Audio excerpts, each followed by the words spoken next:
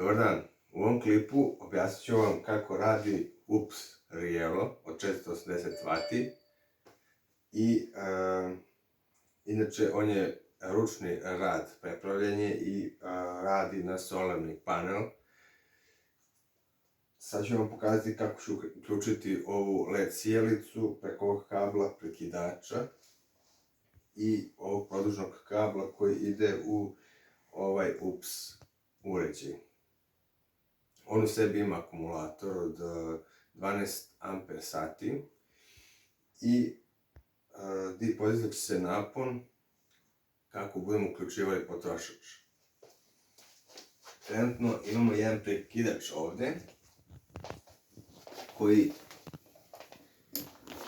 pritisnemo, krene da radi ventilator.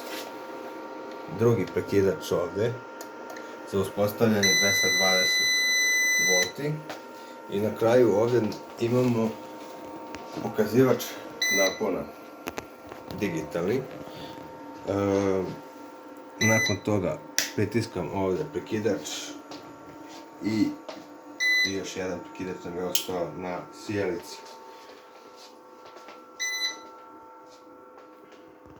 Tako da sada možemo da osvetlimo i prostore koji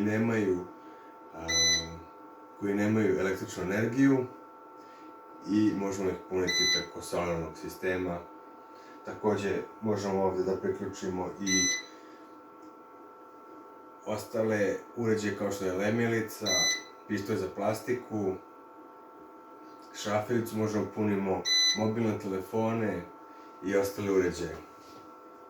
Lajkujte, šerujte, subscribeujte ako vam se svideo ovaj klip, budite sa nama, podelite ovo na društvenim mrežama i javite nam se za saradnju ako želite. Imamo dosta proizvoda solarnih na raspolaganju. Hvala.